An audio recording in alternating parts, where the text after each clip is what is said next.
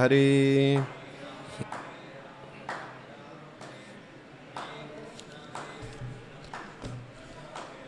हरे राम राम राम हरे हरे, हरे कृष्ण कृष्ण कृष्ण हरे हरे।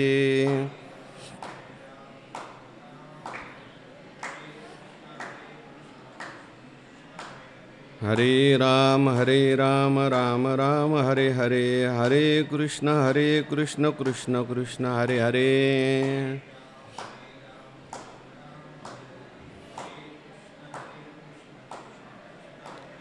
हरे राम राम राम हरे हरे, हरे कृष्ण कृष्ण कृष्ण हरे हरे।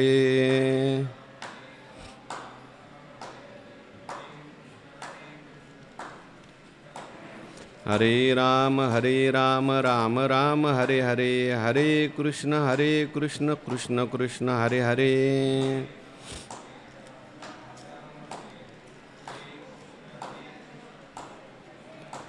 हरे राम राम राम हरे हरे, हरे कृष्ण कृष्ण कृष्ण हरे हरे।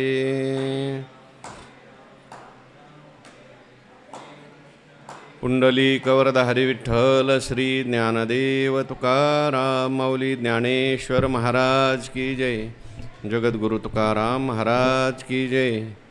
शांती ब्रह्म एकनाथ महाराज की जय। सद्गुरु जोग महाराज की जय।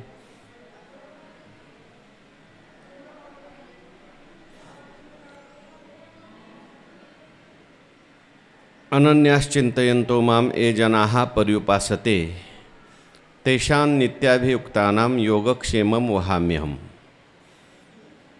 भगवंताच्या कृपेने सर्व संतांच्या आशीर्वादाने पुण्यसलीला इंद्रायणी मातेच्या पावन तेरावर संजीवन समाधीस्थ ज्ञानोबरायांच्या या अलंकापूर नगरीमध्ये वारकरी शिक्षण संस्था आणि आळंदी देवस्थानी यांच्या माध्यमातून सुरू असलेली आपली ही नित्याची ज्ञानेश्वरी प्रवचन सेवा, सेवेकरता उपस्थित भाविक भक्त श्रोते सज्जन माता भगिनी सर्वांच्या चरणी वंदन करून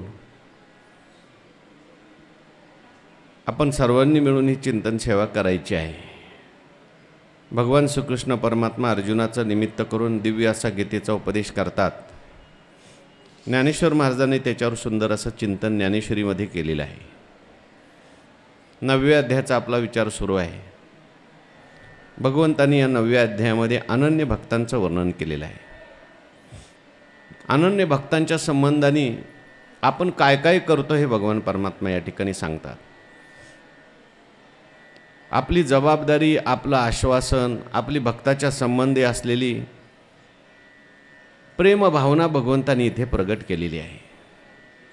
भगवान परमात्मा म्हणतात, अशा भक्तांचा योगक्षेम मी वाहतो। आता कोणत्या भक्तांचा भगवान योगक्षेम वाहतात त्याचा विचार आपण मागील भागामध्ये केला। अनन्य, ज्यांच्या जीवनामध्ये देवाशिवाय दुसरा कोणताही आश्रय नाही किंवा जे परमात्मा स्वरूप झालेले आहेत, असं सम्यक दर्शिनाः अनन्याः असा आचार्यांनी अर्थ केला। परमात्मा वस्तू वाचून दुसरी कोणती वस्तू ज्यांना दिसत नाही असे अनन्य, किंवा परमात्मा हाच आमच्या जीवनातला विषय आहे, परमात्म्याशिवाय दुसरा त्यांनी कोणताही आश्रय ठेवला नाहीत असे भक्त अनन्य। केवळ अनन्यच नाही, परमात्मा श्रेष्ठ आहे, परमात्म्याशिवाय दुसरं काही नाही, परमात्म्यावरच प्रेम असल्यामुळे सतत ते भगवंताचं चिंतन करतात। चित्ताने चिंतन आहे, रूपाचं चिंतन, गुणाचं चिंतन हे आपण पाहून आलो। माम पर्युपासते असं म्हटलंय, म्हणजेच आपल्या वाट्याला आलेलं जे काम आहे ते ईश्वराची सेवा आहे, सर्वत्रच भगवान परमात्मा आहे, म्हणून त्यांच्या व्यवहारात सुद्धा परमात्म्याचं चिंतन घडतं। आणि हे एका कालापुरतं मर्यादित नसतं, तर सर्व कालामध्ये भगवंताचं चिंतन चाललेलं असतं। तेषाम नित्याभियुक्तानाम हा शब्द महत्त्वाचा आहे। सर्व काळामध्ये जागृती असेल, स्वप्न असेल, सुषुप्ती असेल, जागृती, स्वप्न, सुषुप्ती नाठवे, पाहता रूप आनंद साठवे म्हटलं। अशा तऱ्हेचं त्यांचं चिंतन चाललंय। ठीक आहे, असे भगवान परमात्म्याचे भक्त आहेत, ते चिंतन करतायत, पण त्यांच्या शरीराचं काय, त्यांच्या उदरनिर्वाहाचं काय, त्यांच्या संसाराचं काय, अशी शंका येते. मग काय काय लोक त्यांना भीती वाटते, आपण सारखंच परमार्थ करायला लागलो तर कदाचित मग आपला संसार नष्ट होईल किंवा संसारामध्ये त्रास होईल, दुःख होईल, आपलं वाटोळं होईल. ते घरातल्या लोकांनाही तिकडे परमार्थात येऊ देत नाही. ते स्वतःसुद्धा जास्त म्हणतात, आम्हाला जास्त परमार्थ सांगू नका, नाही तर आमच्या संसाराचं वाटोळं होईल. पण संसाराचं वाटोळं होत नाही. भगवान परमात्मा म्हणतात त्यांचा संसार मी सांभाळतो. योगक्षेमम वहाम्य, त्यांचा योगक्षेम मी वाहतो. आता हा योगक्षेम म्हणजे नेमकं काय आहे? कोणत्या भक्तांचा भगवान परमात्मा योगक्षेम वाहतात? योगक्षेम कसा वाहतात? कोणता योगक्षेम वाहतात? आणि वाहतात शब्द का वापरला आहे की नाही? हा सुद्धा शब्द महत्त्वाचा आहे. वहामी शब्द वापरला आहे. भगवंताला काय, भगवंत समर्थ आहे. भगवंताने जर इच्छा केली आमक्या आमक्याचा सगळा योगक्षेम व्हावा तर होणार नाही का? देव कोणाला तरी पाठवून सुद्धा योगक्षेम करू शकतात.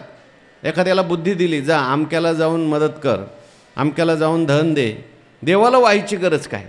योगक्षेमम वहाम्यम म्हटलंय, मी वाहतो म्हटलंय. हा योगक्षेम म्हणजे काय?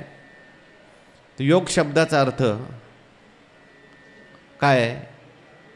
अप्राप्तस्य प्राप्ती योगाः आणि प्राप्तस्य परिपालनम क्षेमा. जी गोष्ट आपल्याला प्राप्त नाही ती प्राप्त होणं याला योग म्हणतात. आणि प्राप्त झालेली गोष्ट टिकणं त्याला क्षेम म्हणतात. आता भगवान परमात्मा अशा भक्तांचा योगक्षेम वाहतात का सगळ्यांचाच योगक्षेम वाहतात? तसं पाहायला गेलं तर सगळ्या जगाचा योगक्षेम वाहणारा कोण आहे? परमात्मा आहे ना. म्हणून तर त्याला देव म्हणतात. आणि त्याने जर थोड्याच लोकांचा योगक्षेम व्हायला आणि दुसऱ्यांचा नाही व्हायला तर त्याला देव म्हणतील का? चाले हे शरीर कोणाची आहे सत्य, कोण बोलवी ते हरिवीन, पोषितो जगासी, जगाचं पोषण करणारा परमात्मा आहे. मग सगळ्यांचाच जर योगक्षेम परमात्मा चालवतो तर इथे भक्तांनाच योगक्षेम चालवतो असं का म्हटलं? तर सगळ्यांचाही भगवान परमात्मा योगक्षेम चालवतात पण सामान्य रूपाने. भक्तांचा योगक्षेम मात्र परमात्मा विशेष रूपाने चालवतात.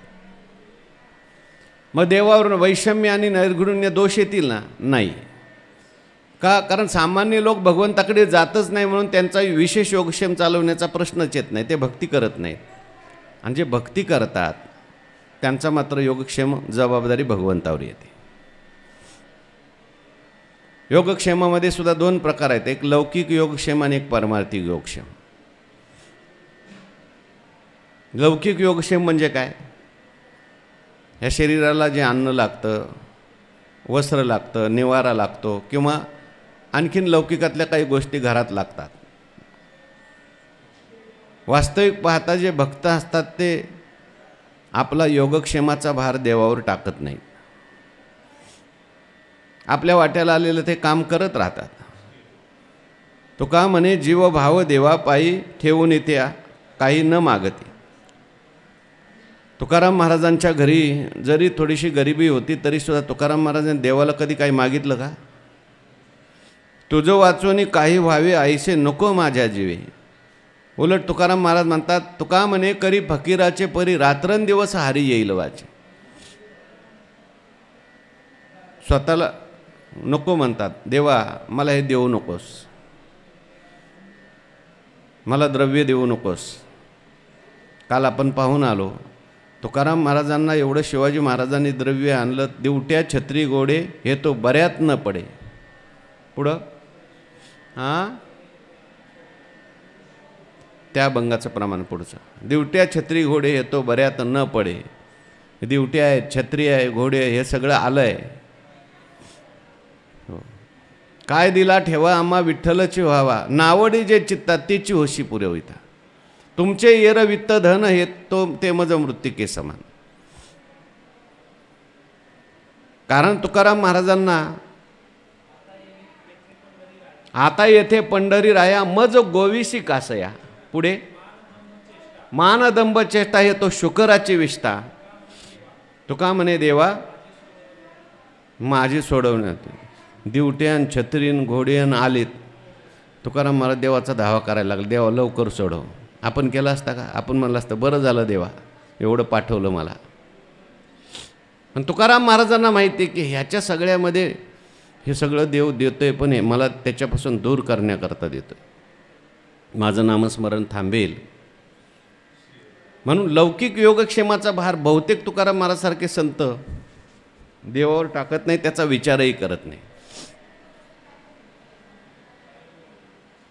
ज्या तुकाराम महाराजांच्याकडे एवढं सामर्थ्य होतं, दुष्काळ पडला, द्रव्य गेलं, स्त्री अन्न करता मेली, दुसऱ्याचं मूल उठवलं, आपली पत्नी जिवंत नसती करता आली का?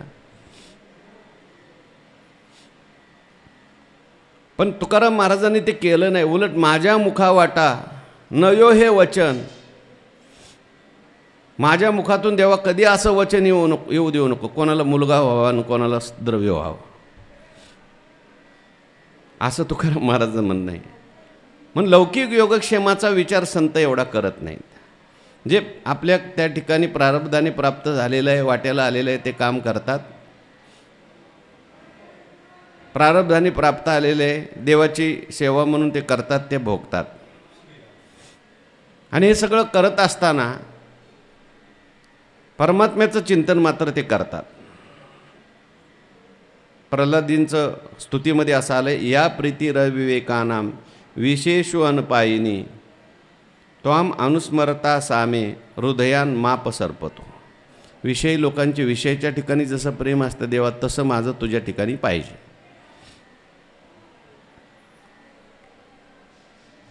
म्हणून अशा प्रकारे भगवान परमात्म्यावर योगक्षेमाचा भार संत टाकत नाही. पण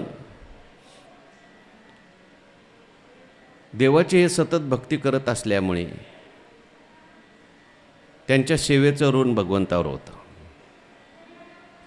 आणि त्या ऋणातून उत्तीर्ण होण्याकरता गरज पडल्यानंतर भगवान परमात्माच अशा भक्तांचा योगक्षेम चालवतो. दिवाळखोर नारायण यावरी ऋण बहुतांचे म्हटलेलं आहे. देवाला असं वाटतं ते ऋणवेपण देखोनी अंगी मी आपुलियाचे उत्तीर्णत्व लागी भक्ताचे तनु त्यागी परिचर्या करी. त्या ऋणातून आपण मुक्त झालं पाहिजे. मग काय करायचं? संधी साधतो भगवान परमात्मा. आणि मग अशी संधी मिळाल्यानंतर अशा भक्तांची भगवान परमात्मा सेवा करतात. लौकिक दृष्टीने सुद्धा योग देतात आणि क्षेमही करतात. योग म्हणजे जे नाही ते प्राप्त करून देतात. त्याच्या घरी जर अन्नधान्य नसेल तर ते प्राप्त करून देतात, आणून देतात. वहामी शब्द वापरला म्हणजे मी डोक्यावर वाहतो. दुसऱ्याला पाठवू शकले असते भगवान परमात्मा, पण प्रेम असं असतं, प्रेमामध्ये मग दुसऱ्याला नाही, आपणच मनुष्य स्वतः जातो.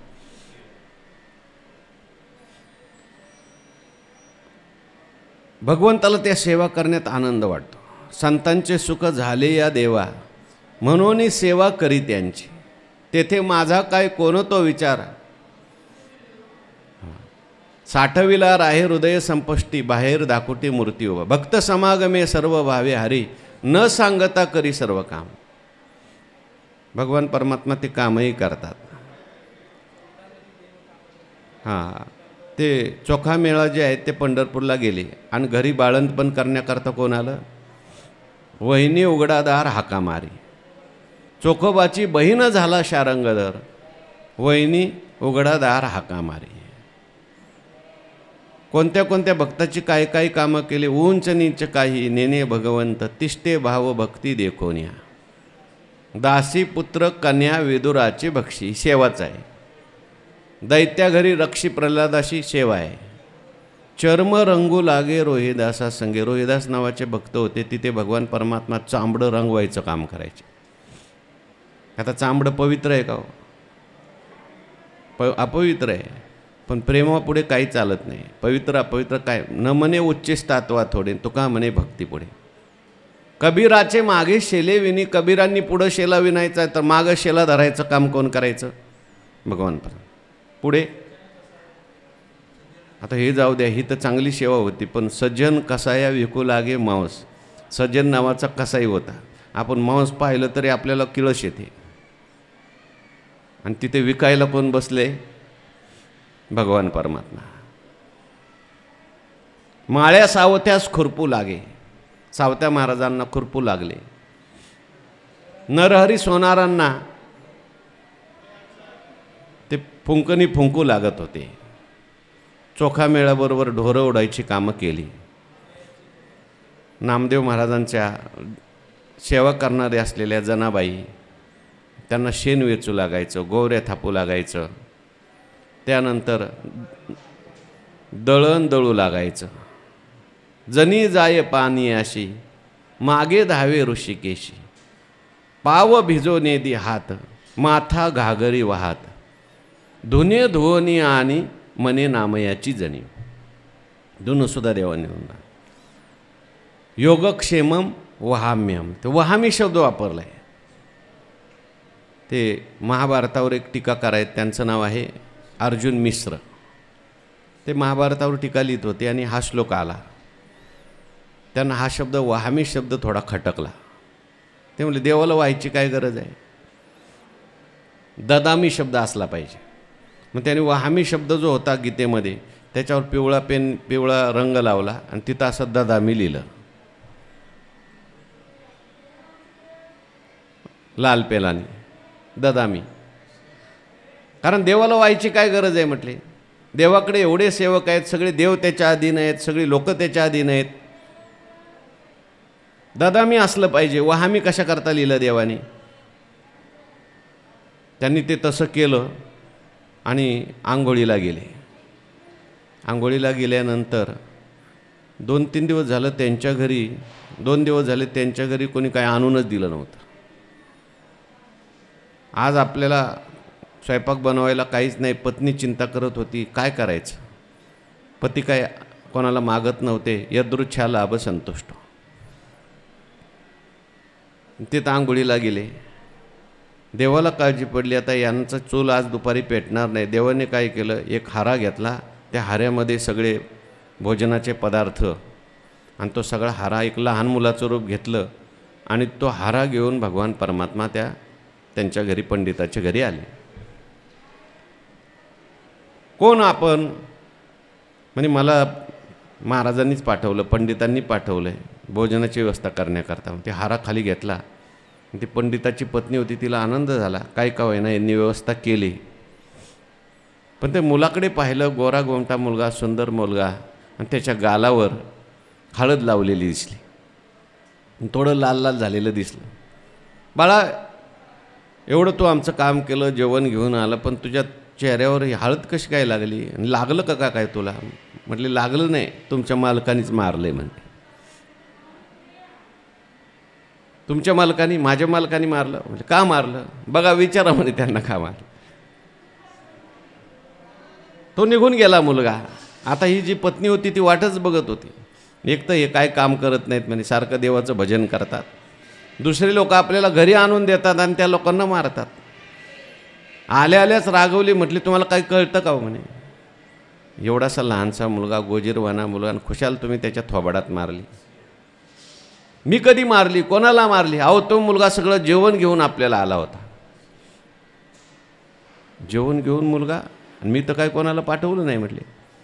मग लक्षात आलं काय लाल झालं, काय पिवळं झालं. म्हटलं तिकडं पिवळं लावलं होतं गीतेमध्ये, वहामीच्या जाग्यावर ददामी केलं.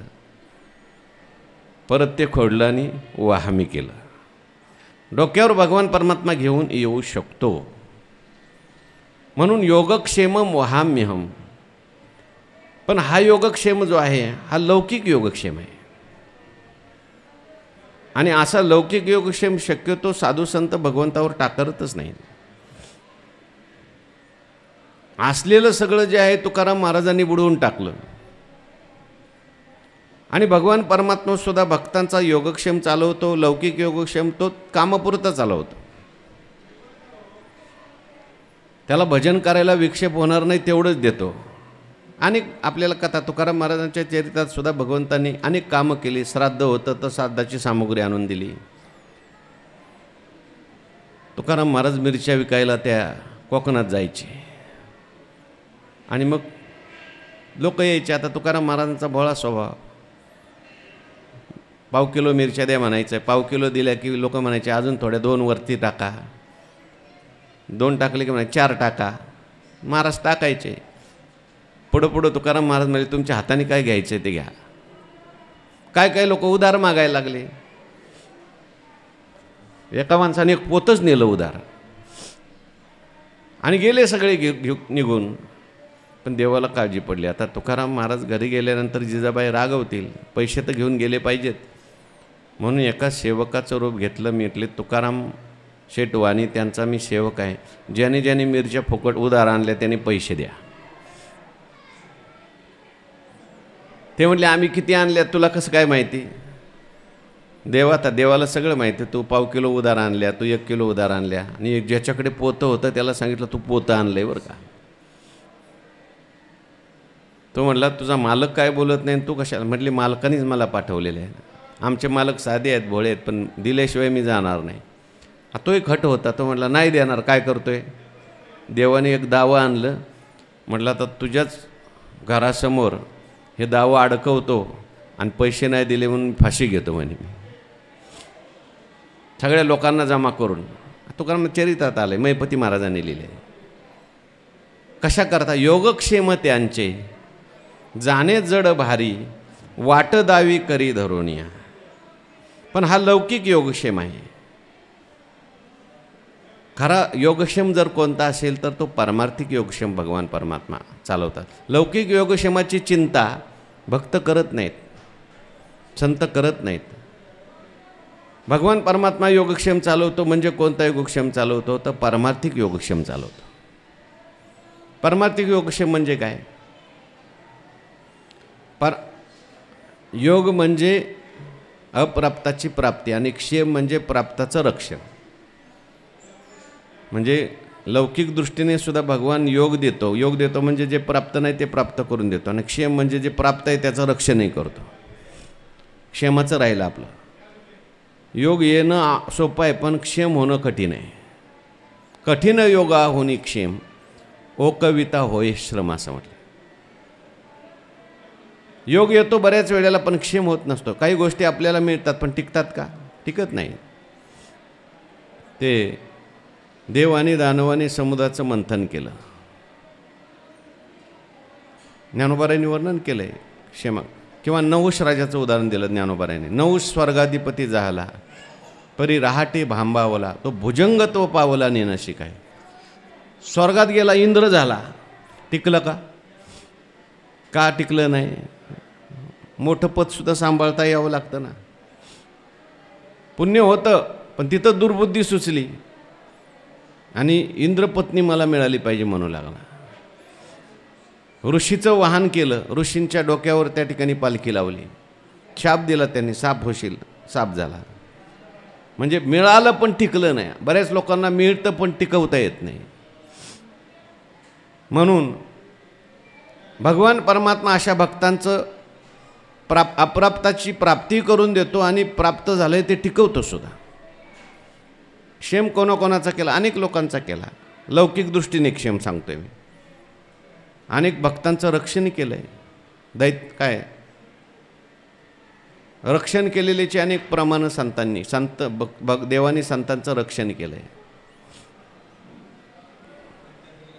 दैत्या घरी रक्षी प्रल्हादाशी ते आहेच. म्हणून क्षेमसुद्धा ते तुलसीदास महाराजांच्या बाबतीत सांगतात की चोर आले रात्रीचे. म्हणजे चोरांनी पाहिलं 2 राजकुमार हातात धनुष्य घेऊन महाराजांच्या त्या झोपडीभोवती फिरत आहेत. ते ग्रंथ चोरायला आले होते, तुलसी रामायण. दुसऱ्या दिवशी सकाळी ते चोर आले तुलसीदास महाराजांच्याकडे. म्हणले रात्री आम्ही चोरी करायला 2 राजकुमार धनुष्य हातात घेऊन रखवाली करत होते. तुलसीदास महाराज म्हणे काय चोरायला आले ते. म्हणे ग्रंथ घ्या म्हणे, तुम्हाला ग्रंथ. देवाला त्रास नको आमच्यामुळे, घेऊन जा. कशा हा लौकिक योगक्षेम करतात पण भक्तांना हा लौकिक योगक्षेम अपेक्षित नसतो. भगवान परमात्मा पारमार्थिक योगक्षेम चालू. पारमार्थिक योगक्षेम म्हणजे काय. परमार्थात जी अवस्था प्राप्त नाही ती प्राप्त करून द्यायची आणि प्राप्त झालेली अवस्था टिकवायची. भक्ती पाहिजे का, मग भक्तीची प्राप्ती करून द्यायची. प्रेम पाहिजे, प्रेमाची प्राप्ती करून द्यायची.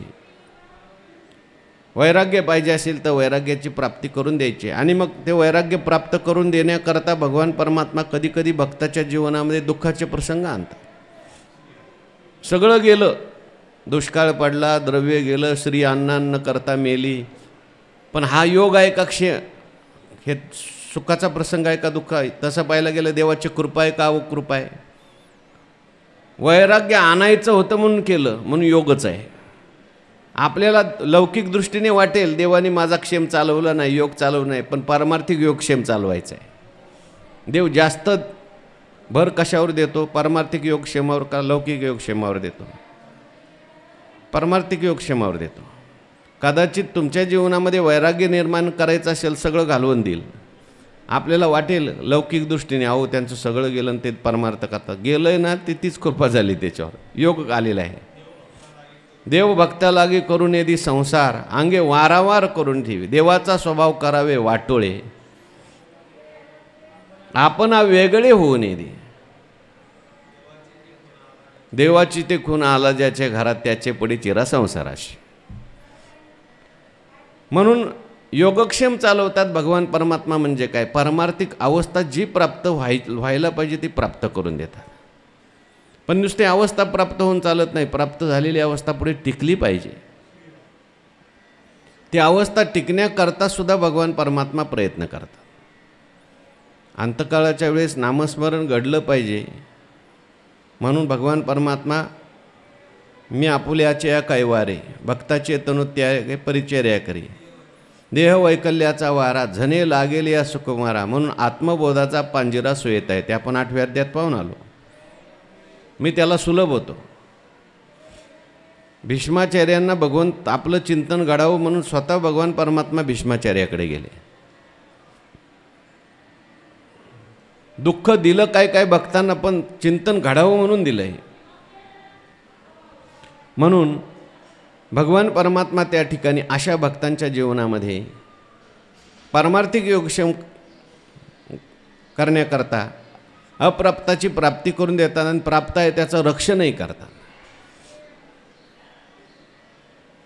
तया स्मरणाची वाईली ही वायसी करी सावली, नित्य बुद्धी संचली मी आणि तयाते. त्याची नित्य बुद्धी राहील कशी ह्याच्यासाठी भगवान परमात्मा म्हणतात मी जबाबदारी घेतो.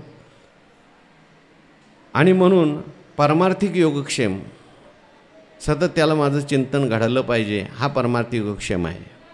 ज्ञानोबारायांनी पुढे वर्णन केलं आहे, तया माझ्या सायुज्याची चाड तरी तेची पूर्वी कोड, का सेवा म्हणते ती अरे आड प्रेम सोय. त्यांना सायुज्य मुक्ती पाहिजे असेल तर मी सायुज्य मुक्ती देतो. आणि काही भक्त असतात ते म्हणतात देवा आम्हाला मोक्ष वगैरे काय नको, आम्हाला तुमची सेवा पाहिजे, तर मग त्यांना प्रेम देतो. म्हणून भगवान परमात्मा आपल्या भक्तांचा काय करतात? योगक्षेम करतात, योगक्षेम वाहतात. स्वतः का वाहतात? कारण भगवंताचं तेवढं प्रेम भक्तांच्या जीवनावर आहे. आणि प्रेमामुळे किंवा आपल्यावर आलेलं ते ऋण कमी करण्याकरता, ओझं कमी करण्याकरता, म्हणून त्यात आनंद देवाला वाटतो, म्हणून योगक्षेम वाहतात. पण कोणत्या कोणत्याच्या भक्ताचा वाहतात? ज्ञानोबाराय वर्णन करतात, पै सर्व भावीशी उखिते, जे ओपले मज चित्ते, जैसा गर्भगोळ उद्यमाते कोणाही नेणे. ओवी क्रमांक 335. या पहिल्या 2-3 ओव्यामध्ये ज्ञानेश्वर महाराजांनी अनन्य या शब्दाचं भाष्य केलेलं आहे. श्लोकामध्ये कोणतं पद आलं आहे? अनन्याश्चिंतयन्तो माम. भक्त अनन्य कशा पद्धतीने असतात? तर सर्व भावीशी उखिते, सर्व भावीशी चित्ते मज उखते ओपिले, जैसा गर्भगोळ कोणाही उद्यमाते नेणे. चित्तामध्ये असलेले जे काही सर्व भाव आहेत ते सर्व भाव त्यांनी उक्ते मला विकलेले आहेत, जसेच्या तसे विकलेले आहेत. आणि उदाहरण दिलं, जैसा गर्भगोळ उद्यमाते कोणाही नेणे. ज्याप्रमाणे आईच्या पोटातला जो गर्भ आहे तो कुठलाही उद्योग करत नाही, आईशी तो अनन्य असतो. आई हीच त्याचा आश्रय. आई खाते तेव्हा त्याचं पोट भरतं, आई पिते तेव्हा त्याचं पोट भरतं. आईच्या भावना आणि त्याच्या भावना एक. तसा हा भक्त जो आहे तो माझ्याशी इतका अनन्य झाला असतो. गर्भगोळ उद्यमाते कोणाही नेणे, ज्याप्रमाणे तो काय मातेचा डोहाळा, गर्भाची आवडी मातेचा डोहाळा असं म्हटलंय. गर्भाला जी आवड असते तिचं डोळे मातीला लागतात. त्याला भूक लागली की ह्याला आईला भूक लागते. आपुल्या तहानभूक नेणे ते निके माऊलीशीची करणे येणारच आहे वय. म्हणून हा भक्तसुद्धा भगवंताशी इतका अनन्य झालेला असतो की भगवंतच त्याचा एकमेव आश्रय असतो. किती अनन्य झालेला असतो. सर्व भावेशी उखते ओपिले मज चित्ते. चित्त शब्द वापरले. तुझ लागी कर्म तू जयाचे परम, भक्तीशी मनोधर्म विकोनी घातेला. सगळी कर्म कोणा करता? देवा करता. म्हणजे कर्म करतो तो, पण कर्म ही देवाची पूजा आहे म्हणून. तया सर्वात्मका ईश्वरा स्वकर्म कुसुमांची वीरा. तुझं लागी कर्म. का तुझं लागी कर्म? कारण तूची जयाचे परम. देवाशिवाय श्रेष्ठ जगात दुसरं कोणीच नाही. देव हाच एकमेव आपला आधार आहे असं म्हणून कर्म करतात. हां, भक्तीशी मनोधर्म विकोनी घातला. विकलेली वस्तू असते त्याच्यावर आपलं स्वत्व नसतं, तसं त्याने आपले सगळे मनोधर्म देवाला विकले. इथे ओपिले मज चित्ते म्हटलंय. आणि उखिते शब्द आहे. उखिते म्हणजे पै सर्व भावेशी उखिते आणि ओपिले मज चित्ते. उखिते म्हणजे काय? संपूर्ण. ओपिले म्हणजे ओपणे शब्दाचा अर्थ काय? वपलं. कांदे वपले आम्ही, विकले. ओपणे म्हणजे विकले, विकणे. हा शब्दशः अर्थ कळायला पाहिजे, अंदाजे नको. आणि उखिते म्हणजे उक्त. उक्त विकतात माहिती आहे ना. काही विकायला गोष्टी नेल्यानंतर मेथीची भाजी नेली आणि ते उक्ती दिली म्हणे. कांदे नेले आणि उक्ते दिले. उक्ती देतात म्हणजे काय करतात? त्यात निवड करायची नाही. ते ह्या पेंड्या द्या आणि त्या पेंड्या नको, तसं नाही. उक्त घ्या. हे कांदे द्या आणि ते कांदे घ्या, तसं नाही. सगळे उक्ते घ्या. तसं भगवान परमात्मा म्हणतात की भक्त जे आहेत त्यांनी चित्त मला उक्त दिलंय. उक्त दिलंय नाही, विकलंय. फुकट नाही दिलं, विकलंय. फुकट दिलेलं असतं ते परत घेण्याची शक्यता असते. जे विकलेलं असतं त्याच्यावर आपलं मालकी काही नाही. म्हणून भक्तांनी, म्हणून ओपिले शब्द आहे आणि उक्ते शब्द आहे आणि चित्त शब्द आहे. चित्त शब्दच का आला? ओपिले शब्दच का आला आणि उक्ते शब्द का आला? चित्त शब्द दिलाय. मन नाही, बुद्धी नाही, चित्त. चित्त हे अंतरंग आपण आताच पाहिलं. त्यांनी माझं चित्त म्हणजे मन तर दिलेलंच आहे, बुद्धी तर दिलेलीच आहे, परंतु चित्त देणं अवघड आहे. कधी कधी मन मनुष्य देतो, बुद्धी दुसरीकडेच असते. मनाने एकावर प्रेम करतो आणि बुद्धीमध्ये मात्र निश्चय दुसऱ्याचाच झालेला असतो. कधी कधी बुद्धी दिलेली असते पण मन नसतं दिलेलं. आणि मन बुद्धी दोन्ही दिल्या मग चित्त जातं. मनबुद्धी सहित. तू मनबुद्धी सहित अथवा हे चित्त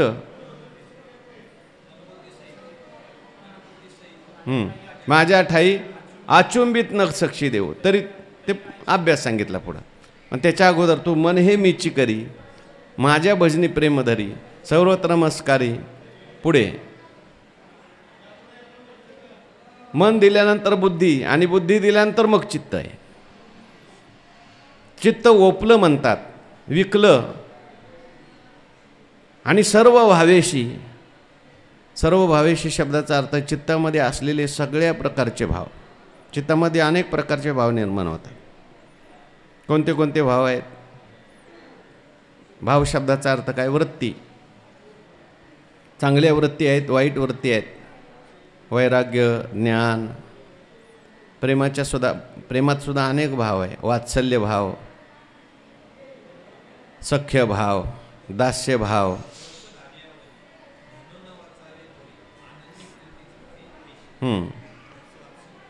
वात्सल्य भाव, सख्य भाव, मधुर भाव, आणखीन दास्य भाव, शांत भाव, हे सगळे भाव, सगळ्या भावांनी भक्ती करता येते. शांत भाव म्हणजे देवाचं दर्शन, सख्य भाव म्हणजे देवाशी मैत्री करणं, वात्सल्य भाव म्हणजे भगवान परमात्माचा आपला आईबाप आहे असं मानणं, विठ्ठल बाप माये चुलता, विठ्ठल भगिनी आणि भ्राता, विठ्ठले विने चाड नाही होता.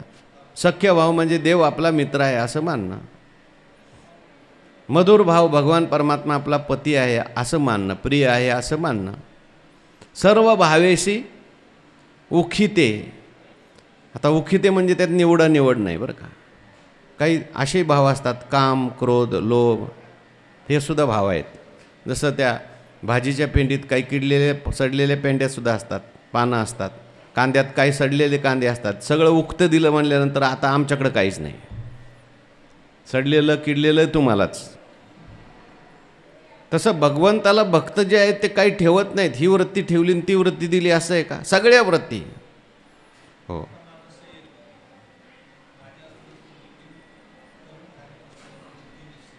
झालं. आता आपण पुढं चाललो. काम क्रोधाधिक सुद्धा ते सुद्धा भगवंताला दिले सरसकट. काम क्रोध आम्ही वाहिले विठ्ठली. जे अहंकार, त्यांना अहंकार सुद्धा असतो, पण ते अहंकार वाहत अंगी आम्ही हरीचे भूषावया लागी. जे लोभी एकची जगी माझे निलोभे. ते अहंकार सुद्धा त्यांना असतो, पण आम्ही हरीचे म्हणून अहंकार, आम्ही हरीचे सवंगडी. अहंकार वाहत अंगी आम्ही हरीचे भूषावया लागे. लोभ, त्यांच्या अंतकरणात लोभ असतो, पण लोभ सुद्धा लोभी एकची जगी माझे निलोभे. मग देवाच्या भक्तीविषयी लोभ असतो त्यांना, भगवंताचं नामस्मरण करण्याविषयी लोभ, देवाच्या दर्शनाविषयी लोभ असतो. जे माझेनी कामे सकाम, त्यांच्या अंतकरणात कामना असते, परंतु माझ्याविषयी कामना. तैसा गोपिकाशी कामे. गोपिकांनी काय केलं? आपल्या मनातला काम सुद्धा भगवंताकडे लावला. कंसाने भयसुद्धा, भयाच्या आगा भयाचे निमिषे, भय नावाची वृत्ती ती सुद्धा भगवंताकडे लावली. भीती वाटली तरी सुद्धा त्याच्यात भगवंतालाच पाहायचं, ही भगवंताचीच कृपा आहे. राग आला सुद्धा भगवंतावरच रागवायचं. भांडायचं असेल तरी सुद्धा तुकाराम महाराज म्हणतात, मागं नेते आपलं करिता स्वामी सवे वाद, अधिकाधिकचे आनंद. भांडायला लागले तुकाराम महाराज कोणाबरोबर जाऊन भांडतात? देवाबरोबर. अमर तू खरा नोहे कैसा मी दातारा, चाल जाऊ संता पुढे.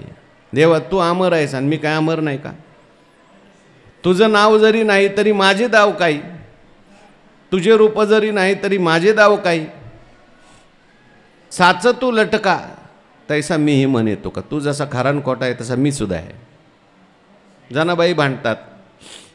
म्हणजे सर्व भावेशी उखिते, ओपिले मज चित्ते. आणि महत्त्वाचं आहे, जैसा गर्भगोळ उद्यमाते कोणाही नेणे.